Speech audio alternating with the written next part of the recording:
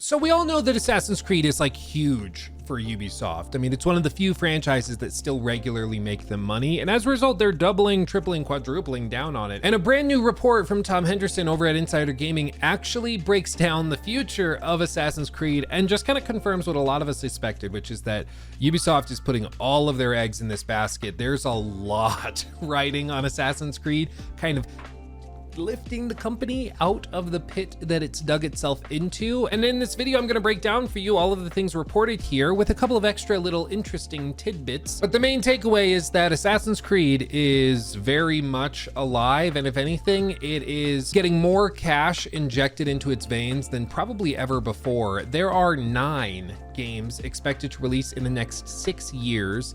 And some of them represent small investments, others represent gigantic investments on the part of Ubisoft and Tencent, a recent investor into the fold. We're gonna break it down. There's some interesting tidbits. At least one of the games we previously thought was coming has been canceled, or at least very, very much seems to have been canceled. And they also looks like they're going to be taking a very interesting marketing approach with a couple of these. One that I actually suggested to a couple of Ubisoft developers like a year and a half ago, which is interesting. Again, I'll break it all down for you. We'll get into it. But before we do, subscribe. Otherwise, my editors will get mad at me because I'm supposed to give a call to action. So please. Otherwise, they'll yell at me, please. Or don't subscribe. I'm not your dad. I don't care. I'm just glad you're watching. I'm glad you're here. Let's talk about Assassin's Creed and the crazy number of things coming. Buckle up, buckaroo. There's a lot. So like I said, this report is from Tom Henderson over at Insider Gaming. I'll have it linked below. You should go check it out, read it yourself, just to support him and the website and all of that stuff, because there is a lot of original reporting in here, and that, amazingly enough, is not that common in the industry nowadays. Having said that, he breaks down a lot of what's to be expected. Some broader context for this, of course, is just that Ubisoft doesn't have that many pots on the stove. I mean, they pretty much have Far Cry, Rainbow, and Assassin's Creed. And those are the 3 IP that actually make money for them. Everything else that they've kind of messed around with has lost money or really, really struggled. Even games that they previously thought were locked and loaded successes without even really needing to try, like Star Wars Outlaws, ended up losing a good amount of money. I mean, I can just imagine in the corporate offices, all of the executives being like, well, it's Star Wars. It has to make money. Of course, it's Star Wars. But then, of course, we remember how that went. Same with Avatar, Frontiers of Pandora, a massive franchise. The movies do billions, but the game just didn't. But because Ubisoft only has a few pots on the stove that are worth anything, when Tencent decided to partner up with Ubisoft and invest recently, notably, they only invested in these 3 IP. It's kind of funny, they could have invested in Ubisoft just generally, investing like $1 billion into them or buying a bigger share of the parent company, what have you. But instead, they spun off a separate entity, and that entity licenses these IP from Ubisoft corporate. And then this separate entity gets to enjoy all of the profits and losses and other benefits and downsides of those IP, while simultaneously being shielded from the crap going on within Ubisoft corporate. It's kind of a slippery and overly complicated maneuvering financially on the part of Ubisoft, but basically what it means is that if Ubisoft loses money by trying to launch like another NFT game for some reason, which yes, they're doing again here in the next few weeks, then if that loses tons of money, or Beyond Good and Evil 2 launches and loses $400 million, Tencent is not exposed to that risk in this separate little entity. They do own shares of the parent company, but you know what I mean? Like, this separate entity is not affected by those losses. But if Assassin's Creed blows up and does really, really well with a couple of releases, Tencent benefits from that much more directly because they're not having to share that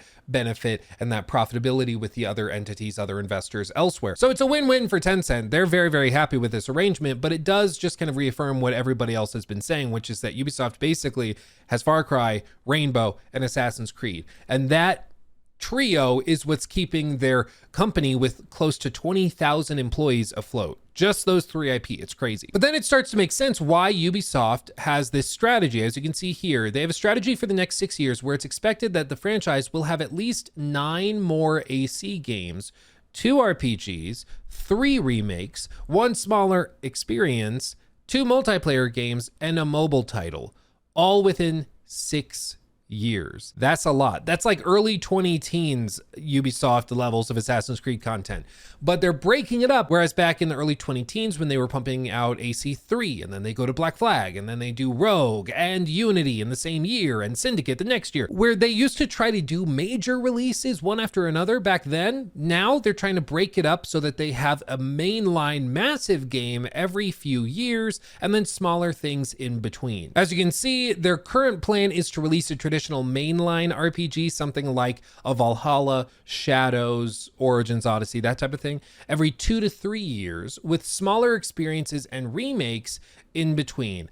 And I'm just gonna be real, this is the right way to do it. Like, I know maybe you're braced for me to like make fun of this or tease it or whatever. I think this is the best way to do this if you're going to do it. Give the big teams enough time to actually make a quality big game. Don't rush it, because when you rush it, it ends up a poopy. And then you can sprinkle in smaller stuff that still gives more niche groups within the fan base or even new players something to nom on and chew on while we're waiting for the next big thing. I think that that's a solid way to do it. And most likely what this looks like is that they have the big game like a Shadows, and then they have like a Black Flag remake that we'll talk about in a minute that comes along like 6 months to 9 months later. And so there's always a pretty steady pace of little bitty things. But this also allows them to justify doing smaller, more experimental releases like multiplayer games or spin-off games that are a little bit more niche or weird, just to try and see if they work. But then there's not as much writing on those being successful because they have a big one coming up right after that. You know, I think this is a good way to do it. At least if you're going to put out 9 games in 6 years, this is probably the best way. One thing to note is that Tom Henderson does say that he's refrained from putting exact dates as the Shadows delays have altered the release dates. But generally speaking, these are the order of releases. In other words, like when Shadows was originally expected to launch last fall, the plans were pretty tight and lined up that this game was going to launch this fall in 2025, and then that this game was going to launch in the spring of 26. Once Shadows got delayed, everything got booped back. And then it also kind of shifted the company culture a good bit when Star Wars Outlaws did so poorly, where now, and I've heard this directly from people working at Ubisoft, the approach is now to focus more on polish and refinement, to not try to put it out and fix it later. They're trying to put out a complete game that's good to go at launch. Imagine that. They've had a revelation. It was revealed from the gaming gods. Who could have guessed this? It's so novel. But yeah, I mean, better late than never, I guess. It's funny that Ubisoft tends to have these lessons learned again and again every like 10 years or so, because like I said previously, there was a time where Ubisoft was pumping these games out really, really quickly. Perhaps the most memorable time when this occurred was back in 2014 with Assassin's Creed Unity and Rogue. They were right at the outset of a brand new generation of consoles, and so they wanted to push the limits of what was possible with AC Unity, and they did. That game still looks graphically phenomenal even to this day. However, it was broken. Like, not even a little. It was really bad. I'm sure we've all seen the compilation videos of all the bugs and glitches and weird things that happened with AC Unity at launch, but it was because they rushed the game. They simply weren't ready to put this game out, but they had to, because that's what corporate said they had to do. They pushed it out thinking it wouldn't matter because it was a next-gen game and people would love it anyways. But after that, it was pretty clear that Ubisoft had a change of heart and they decided to take their time. They then took a year off, which was booked in and scheduled because in 2016 they had a movie coming out, and after that movie came out, didn't do too hot. They came out with Assassin's Creed Origins in 2017, which was a total reinvention of the franchise. I mean, it was a huge shift in approach and style of the game and dev cycle. Like, everything changed with Origins, and that pretty much set up the next decade of Assassin's Creed from 2017 when that game launched all the way through today. However, it seems that Star Wars Outlaws was the AC Unity that they needed for this decade to kind of wake up and realize we can't just rush stuff out. We have to focus on polish and quality. And hey, if that gets us another decade of Ubisoft not rushing stuff, okay, cool.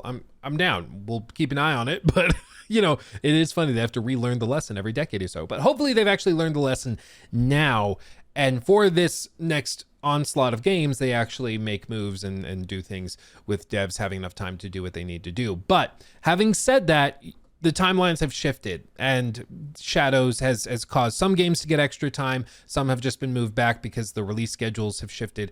But in general, the timelines will be rough, but this is approximately the order that they should be releasing. The first thing to note, as you see here, Assassin's Creed's Netflix game, codenamed Mask, has likely been canceled. This actually follows in line with some reporting that's been done. Basically, there was a Ubisoft Netflix game crossover thing that was allegedly happening. It was announced back in 2022, and then nobody heard anything at all about it for ages until actually just earlier in April, Netflix's gaming boss, Alan Toscan, I don't know.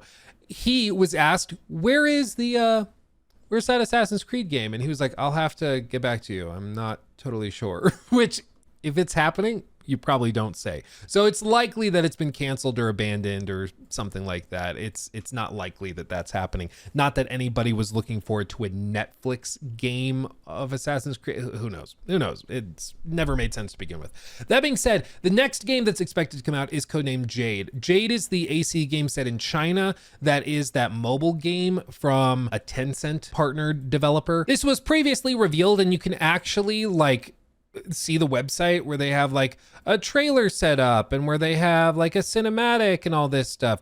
So they did a lot of work on it, and actually this is work in progress game footage. This is what it looks like on your phone. And they actually did a play test, I believe it was earlier last year, where they actually invited people to try it. I was not one of those people. I've not tried it myself, but I did speak to people and I did see gameplay that they had on their mobile devices. And this game is outrageous. I don't know how they're possibly able to do this. It does look like this, but on mobile. It's ridiculous. It basically looks like AC Odyssey with a fewer bells and whistles, like the ambient occlusion isn't as good and stuff like that. But this is what it looks like. It actually does look like that. I can affirm that.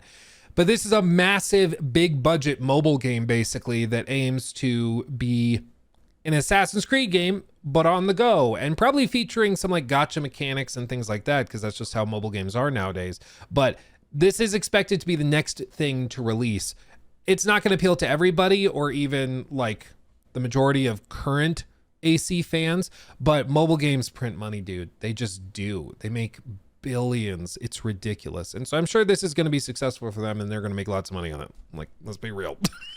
But this is perhaps one of the things to remember as we go through this, is that Ubisoft is going to be trying to appeal to different niches, and that is being done with an understanding that not every game is going to appeal to everybody. Okay, Jade being a mobile game will not appeal to probably me. I don't really play mobile games. I don't play games on my phone. That's not my thing. But there are millions of people for whom that is like a dream come true, to play Assassin's Creed style games sitting at work or on the go on the train or on the bus. That's perfect for them.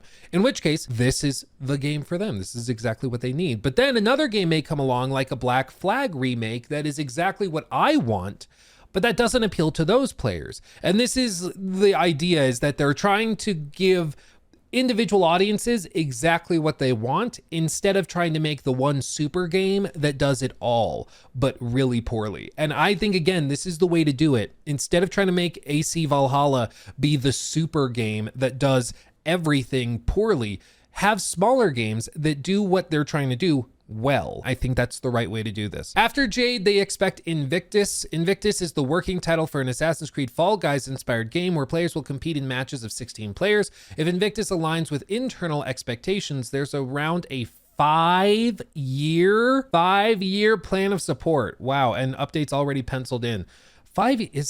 Am I just naive? 5 years seems like a long time to support a live service game that you don't even know is going to be successful. I mean, either way, props to them if they are that confident to schedule 5 years of support. That's wild. But we'll see. Again, this might not appeal to narrative RPG players of the series, but if it's a fun, multiplayer game that just is branded with Assassin's Creed stuff, I could see that appealing to certain people, especially if it's also on mobile or something. You never know. That's the thing I've learned, is that even though it may not be for me, there's still millions of people spending crazy amounts of money on certain random things.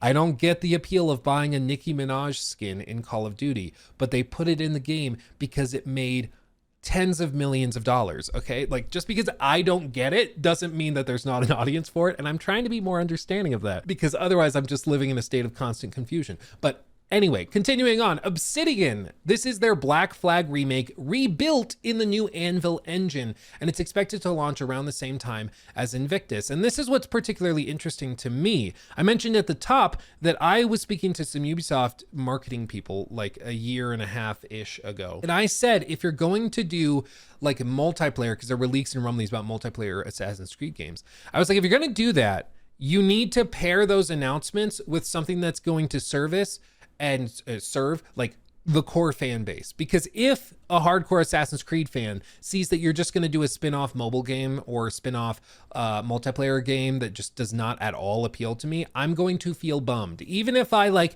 intellectually understand that this isn't for me and that there's going to be another game that's for me later on, if you can serve both different meals at the same time so that there's a little something for everybody, even though like they're not individually massive plates, just so that there's something for everybody to enjoy, I think that that can remove a lot of the drama at the outset. If you're gonna do an Invictus style game, which by itself probably gets poked fun at a good bit, let's be real, if this description is anything to go by, I think you need to pair it with something like a Black Flag remake announcement and release, so that even if like old school players of Assassin's Creed are like, what the hell is this multiplayer game? I'm not into this at all. There's still something for us to enjoy. There's still something for us to sink our teeth into at the same time, or roughly the same time. So I think that this is really, really solid.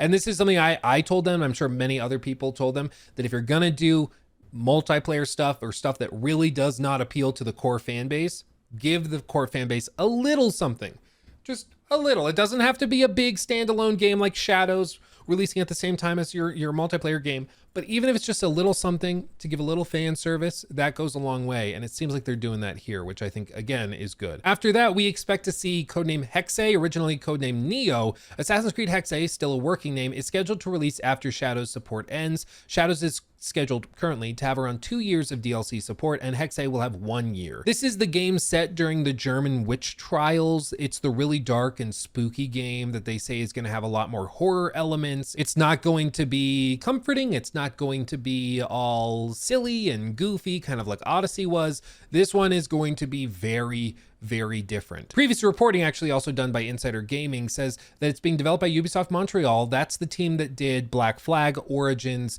and then Valhalla. They're working on it, and it focuses heavily on witchcraft. It's supposedly set in Central Europe sometime during the 16th century Holy Roman Empire period. Hexe follows a more linear approach, not trying to be like a big open world game, and it's going to be more like old school Assassin's Creed titles compared to the likes of Valhalla or Odyssey. Players will take on the role of Elsa, a female protagonist with supernatural powers of some type.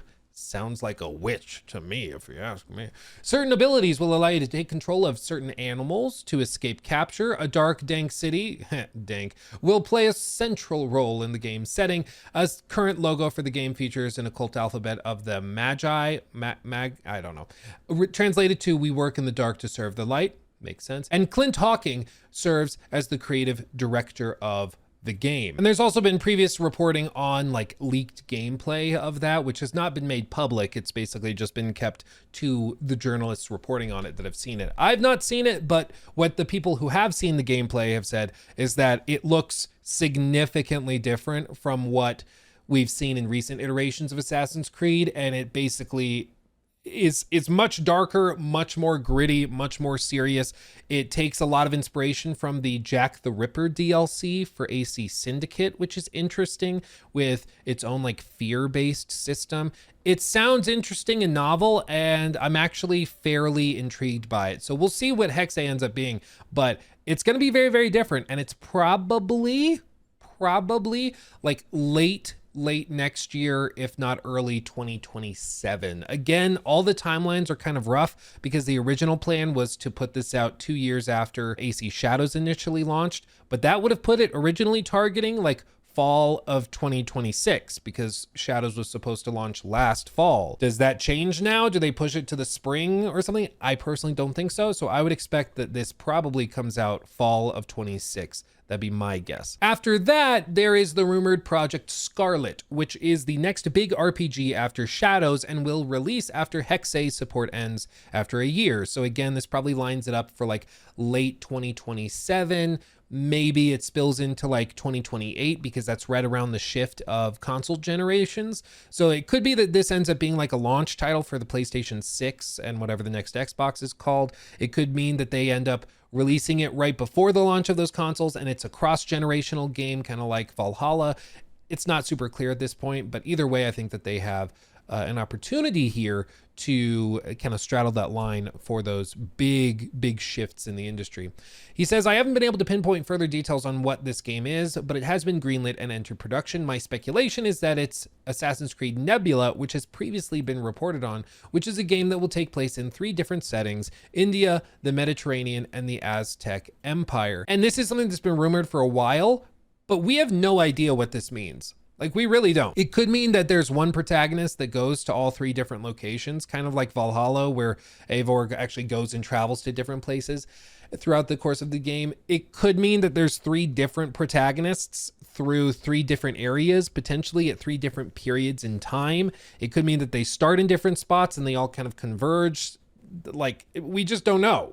We just don't know. One thing I think could be interesting is if they did something like an Octopath Traveler style game where they have 3 different protagonists, one in India, one in the Mediterranean, one in the Aztec Empire, and then you get to choose at the start of the game which one you start with, and eventually all of the player characters kind of cross paths, and then kind of like GTA 5, you're able to swap between them as you need or as you see fit. That could be interesting, and then it encourages you to go back and play the intro multiple times with the different characters. Again, Octopath Traveler did it in that game, and that was really interesting. So there's opportunities for all sorts of craziness, but the point is we just don't know. This is fairly far out. Again, it's targeting release probably after about a year of support for Hexe, which puts it right at that threshold for next gen consoles. So maybe they have some very ambitious idea for what they're doing here that isn't possible until the PlayStation 6 hardware is available, because again, right around 2027, 2028 is when that should be happening. So time will tell, but as of right now, we really just don't know much. The next one that is still very early is Project Stardust, and this is their 2nd remake that's in development, and it's going to enter production following Obsidian's release, which is the Black Flag remake.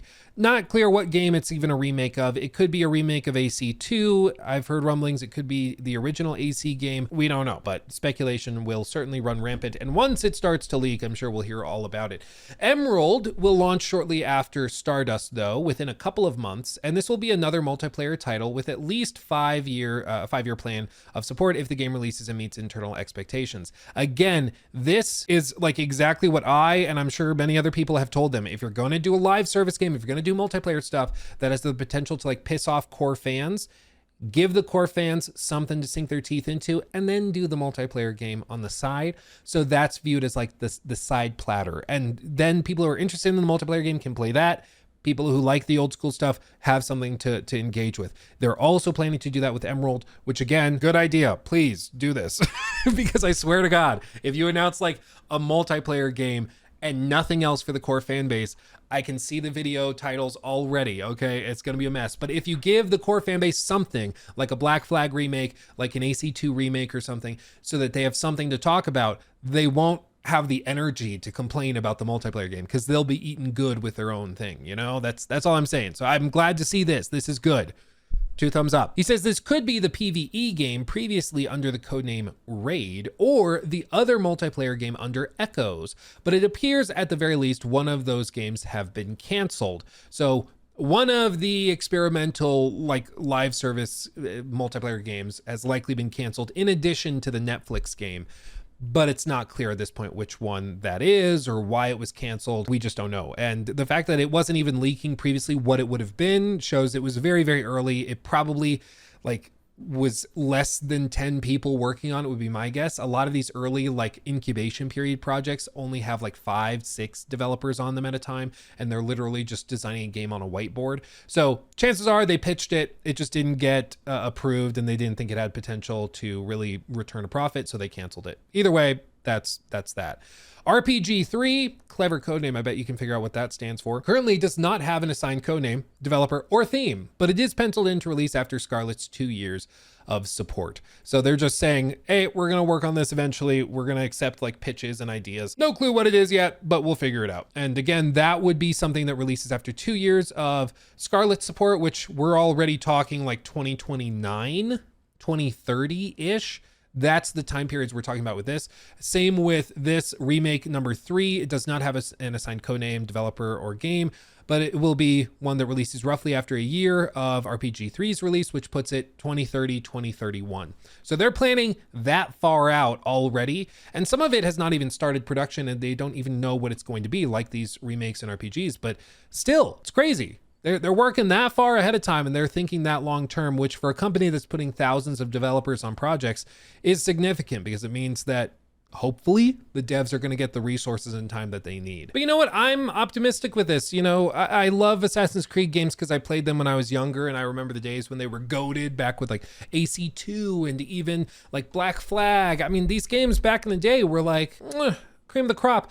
And they've, you know, had some hits and misses here and there, you know, but the quality's been more up in the air. But I just hope that this is the start of sort of a renaissance of Assassin's Creed games. I would love for that to happen. Just the idea of getting like a full remake, even close to like the Oblivion remake, but for Black Flag, that's really exciting to me and I like that. And some people are gonna no doubt like throw fits over the multiplayer stuff, which I think probably, you know, reveals that they're not too familiar with Assassin's Creed games, at least older ones, because like these games had multiplayer modes going way back early on. This is a clip from Loomer of Assassin's Creed 3 multiplayer match gameplay. Like this game had multiplayer modes, little like arenas where you'd go and you'd try to assassinate each other. Really straightforward and simple, but kind of fun and novel. But I think like the height of Ubisoft's experimentation with multiplayer stuff in the Assassin's Creed franchise was with AC Unity, as you can see here in this clip from Mr. Ed with AC Unity's multiplayer mode, where they had co-op matches where you could go in with your friends and like work together on black box missions, assassinating targets. Really, really cool. And it honestly worked quite well. Like smoke bomb, one friend tosses it in, another guy rushes in and is gonna get the jump on him and assassinate him right there, boom. And you did it. And then everybody just escapes. Run off the wall, go jump into the water and get out. You did it. You assassinated the target. I love that idea. I love these types of modes. I've actually played these with my friends years after Unity's launch, and it's honestly a good time. If you've not tried Unity's co-op mode, you should. It's actually pretty decent.